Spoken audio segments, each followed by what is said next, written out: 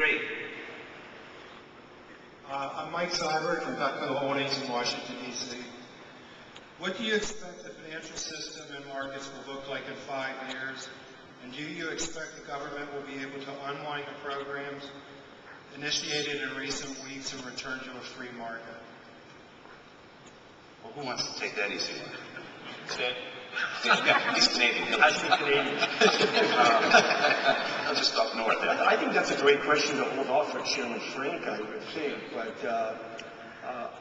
I think the landscape, from what I can see, is looking at largely at the U.S. and the European market. I guess we've been so far blessed in Canada without having too much in the way of financial dislocation, and the number of banks up there are pretty robust. We haven't seen any problems, at least not yet. But obviously, by virtue of the fact that you're going to have fewer institutions, larger institutions, I think, in the United States at least, and probably globally, I think, as well, you're going to see a bit more, I guess, power, if you will, I think, ending up residing in a fewer number of institutions, which probably translates into some pricing adjustments, even more than what we, in fact, have seen. The other observation, I think, that I would make would be, I think we're going to go back to a much more plain vanilla world when it comes to financial services. There's going to be less esoteric, if you will, in terms of structured kind of financing. It's going to be more and more plain vanilla, simple, and transparency. And that, I think, in itself will change the character of the financial services business.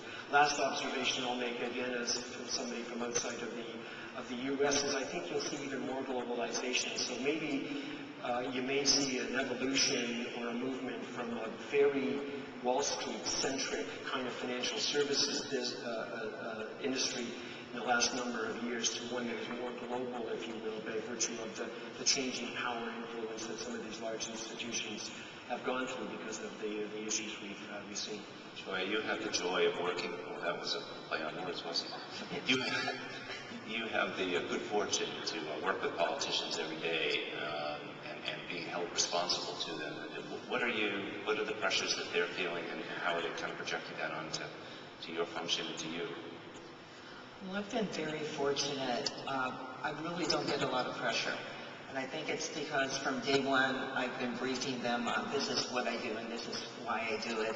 And when things hit the newspaper, I'll shoot them an email and say, we know this is happening, this is under control. But one of the things that we have a financial cabinet. The city of Los Angeles does not have a CFO. So that makes it interesting during times like this. But the financial cabinet suggested to the mayor that he sent a letter to all 40,000+ employees saying, you've heard this in the news, this is what the city's doing about it, this is why we're okay, we're doing as well as anyone can do at this point of time. The biggest challenge I have with some of the politicians, some of the policymakers, is keeping them calm. It's easy to become excitable when this is on the news 24/7, and understanding that there is a nuance to words. So we've done a very good job, I think, in the city of when they have a question, they'll pick up the phone or they'll send an email. So I think we've been fortunate in that regard.